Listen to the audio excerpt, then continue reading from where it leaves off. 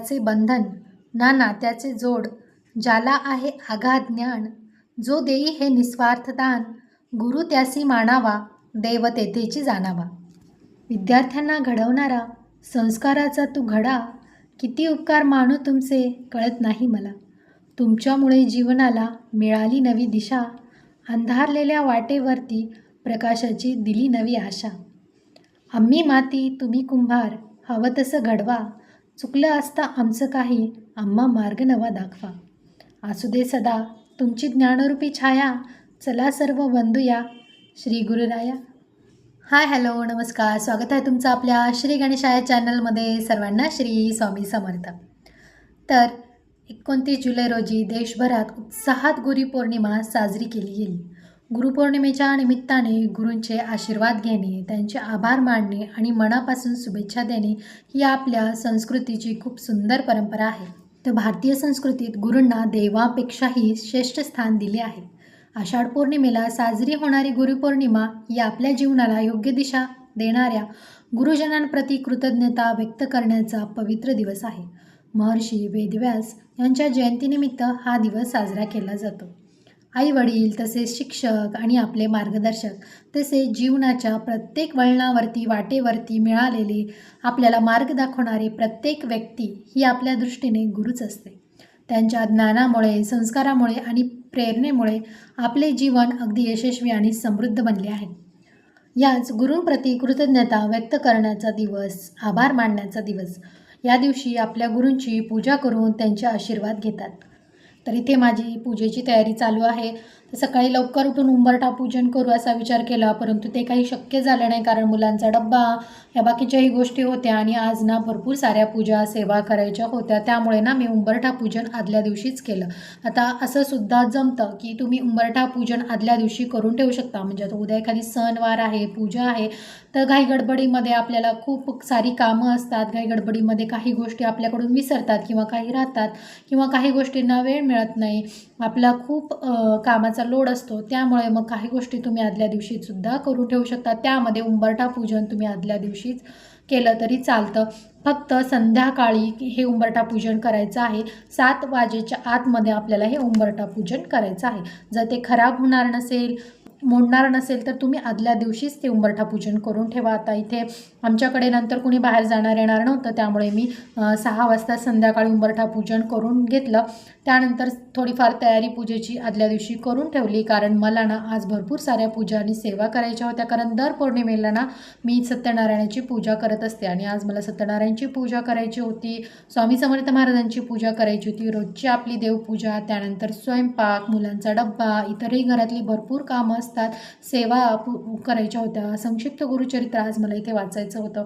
ह्या सगळ्या गोष्टी, त्यामुळे ना आपल्यालाच खूप कामाचा लोड पडतो. त्यामुळे ना मी उंबरठा पूजन आदल्या दिवशीच करून घेतलं. आता प्रत्येकजणच पौर्णिमेला सत्यनारायण पूजा करतं असं नाही.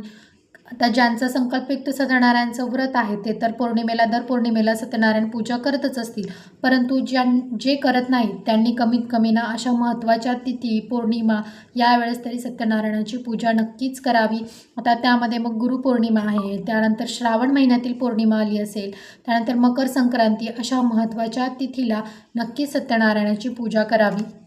आता याच्यासमोर ना मी इथे स्वामींची पूजा मांडणार आहे, कारण दोन्ही पूजा एकत्र करूया असा विचार केला. कारण वेगवेगळं मांडल्यानंतर मग वेगवेगळ्या सेवा, आरती वेगवेगळे करण्यापेक्षा एकाच ठिकाणी पूजा मांडून सेवा आणि आरती एकाच ठिकाणी होईल, म्हणून मग आधी सत्यनारायण भगवानची पूजा करून घेतली. ते कृष्णांना छान असा अभिषेक वगैरे घालून घेतला आणि सत्यनारायणची पूजा आधी मांडून घेतली आणि याच ठिकाणी ना मी स्वामी समर्थ महाराजांची पूजा पण समोर मांडणार आहे.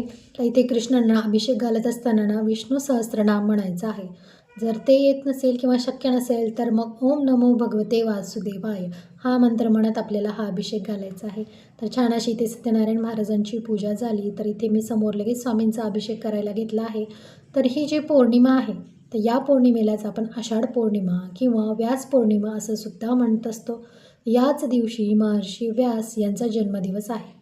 तर व्यास मुनींना सर्व ज्ञानाचा उगम मानले जाते, म्हणून या दिवशी त्यांचा व गुरूंचा विशेष सन्मान होतो.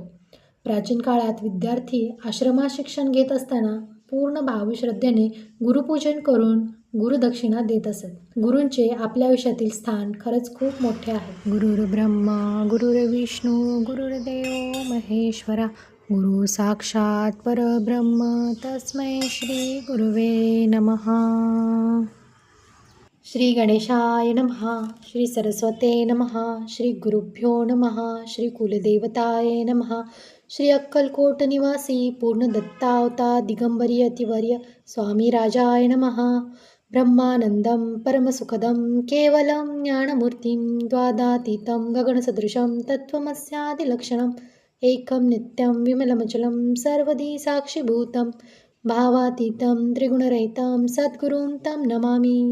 ओम रक्तांग रक्तवर्ण पद्मनेत्रे सुहास्यवज्ञ कंठाटोपी च माला दंडकमंडलुधर कट्यांक रक्षक त्रैगुण्यरहित त्रैलोक्यपालक विश्वनायक भक्तवत्सले कलियुगे श्री स्वामी समर्थ अवतार धारक पाहि माम पाहि माम पाहि माम. तर अशा प्रकारे स्वामी स्तवन म्हणत, त्यानंतर पुरुष सूक्त, त्यानंतर श्री सूक्त म्हणत आपल्याला स्वामींचा असा छान अभिषेक करायचा. आता इथे स्वामींचा प्रथम पाण्याने त्यानंतर पंचामृताने छान असा अभिषेक झालेला आहे. आता बघा, गुरूंचे आपल्या आयुष्यातील स्थान हे खरंच खूप मोठे आहे. गुरु आपल्या आयुष्यातील अज्ञानरूपी अंधार दूर करून ज्ञानाचा प्रकाश देतात. आपल्याला विद्या, संस्कार व चांगले विचार देतात. आयुष्य जगत असताना योग्य आणि अयोग्य यातील फरक आपल्याला गुरु समजून सांगतात. माणसाला स्वतःची खरी ओळख आणि आंतरिक शक्तीची जाणीव करून देणारे गुरुच. आयुष्यातील अडीअडचणी असतील, संकट असतील, यांना सामोरे जाण्याची ताकदसुद्धा गुरुच देतात. गुरु हा परमेश्वर परब्रह्म आहे. तसेच आपल्या हिंदू संस्कृतीत गुरूंचे खूप मोठे स्थान आहे. आपल्या आयुष्यात प्रत्येक वळणावर आपल्याला गुरु मार्गदर्शन करतात. जन्म झाल्यानंतर प्रथम माता पिता आपले गुरु असतात. नंतर शिक्षण देणारे शिक्षक आपले गुरु होतात. प्रत्येक क्षेत्रात वेळोवेळी गुरु आपल्याला मार्गदर्शन करतात. आणि जेव्हा स्वामी आपल्या आयुष्यात येतात ना, तेव्हा जीवनाची दिशाच बदलून जाते, आयुष्यच बदलून जाते. आयुष्यात सत्कर्म, सेवा, नामस्मरण या सगळ्या गोष्टी आपल्या आयुष्याची दिशा ठरवतात. आणि यात स्वामी आपल्याला प्रत्येक वेळी साथ देतात. प्रत्येक संकटातून आपल्याला तारतात, योग्य दिशा दाखवतात.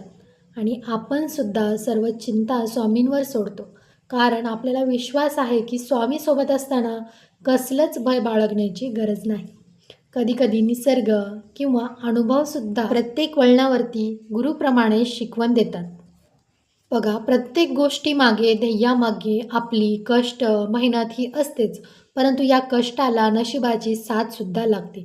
ती मिळते आपल्या चांगल्या कर्माने व अध्यात्माच्या सेवेने.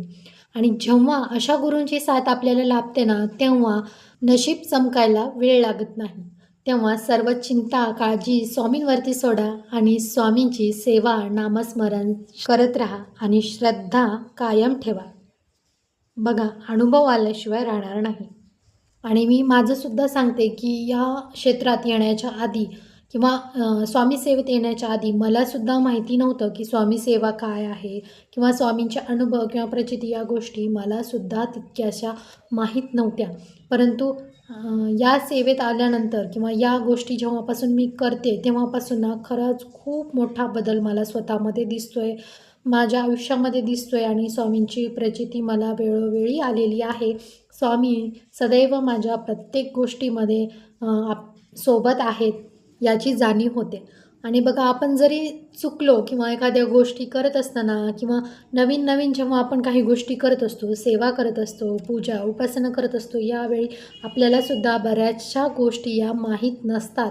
आपणही छोट्या मोठ्या चुकांमधून किंवा इतर गोष्टी बघून आपण शिकत असतो, आपल्या अनुभवांमधून आपण शिकत असतो. तर अशा चुका जरी आपल्या हातून घडल्या तरी स्वामी बघा आपल्या आईवडिलांप्रमाणेच आपल्याला त्या चुका सांभाळून घेतात, त्यातून आपल्याला अनुभव देतात, शिकवतात. आणि आपल्या चुकांमधून सुद्धा आपल्याला बऱ्याचशा गोष्टी शिकायला मिळतात. आणि स्वामी गुरु म्हणून ज्यांना लाभलेला त्यांना नक्कीच अनुभव आलेला असेल या गोष्टींचा.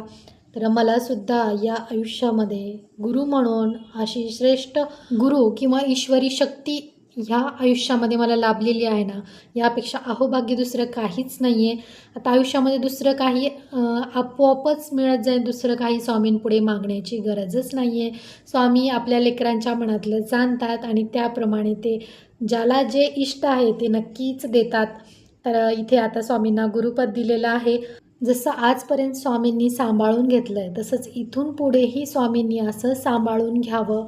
आयुष्यभर स्वामींची इथून पुढे अशीच साथ मिळावी आणि हे जे बोट धरलं आहे ना, ते आयुष्यभर असंच राहावं, हे स्वामींनी कधीच सोडू नये. अशीच आज स्वामींच्या चरणी मी प्रार्थना करते आणि छान इथे अशी माझी संपूर्ण पूजा सेवा झालेली आहे.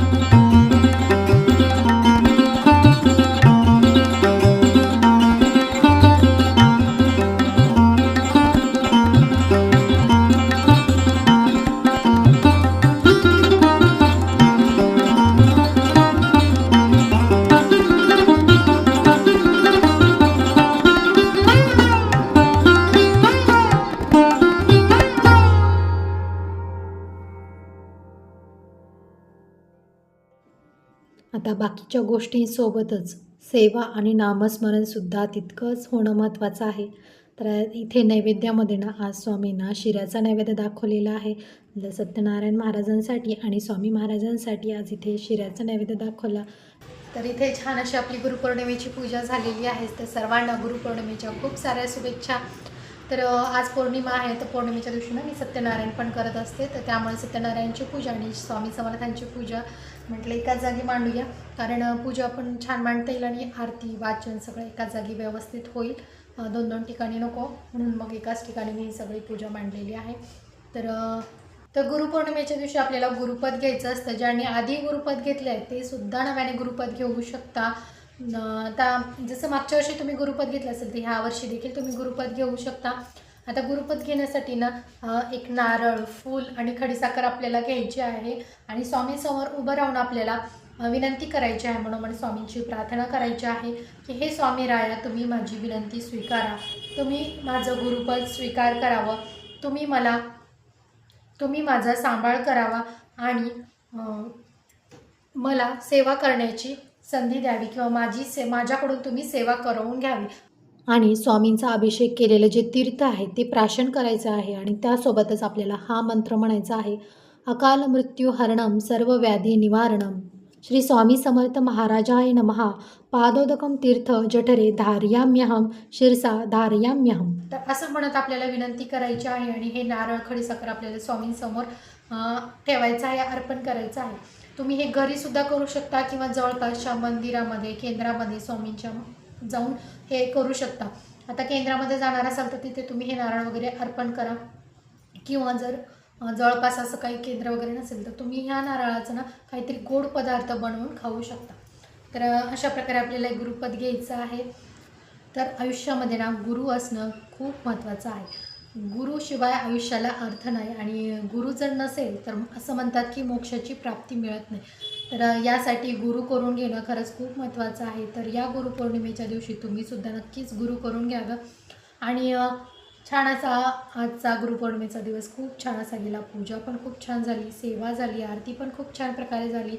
स्वामींचा कृपा आशीर्वाद सदैव सर्वांवरती असाच अखंड राहो आणि आपण देखील स्वामी सेवेमध्ये असेच अखंड राहोत अशी आज स्वामींना मी विनंती करते. आणि आजवर जसं स्वामींनी आपला सांभाळ केलेला आहे, बोट धरून इथंपर्यंत आणलेलं आहे, मार्गदर्शन केलेलं आहे, सेवा करून घेतलेली आहे, अशी सेवा आपल्याला इथून पुढे करायला मिळो. स्वामी महाराज अशीच सोबत सदैव आपल्या पाठीशी राहावं अशी विनंती स्वामी महाराजांना करायची आहे. तर स्वामींचा कृपा आशीर्वाद सदैव अखंड सर्वांवरती राहो. सर्वांच्या सर्व चांगल्या इच्छा स्वामी महाराज पूर्ण करोत. चला तर मग मी इथे व्हिडिओचा एंड करते. तुम्हाला हा व्हिडिओ कसा वाटला, व्हिडिओ आवडला असेल तर व्हिडिओला लाईक, शेअर आणि चॅनलवर नवीन असाल तर नक्की सबस्क्राईब करा. भेटूया पुन्हा एका अशाच नवीन व्हिडिओमध्ये. तोपर्यंत सर्वांना श्री स्वामी समर्थ.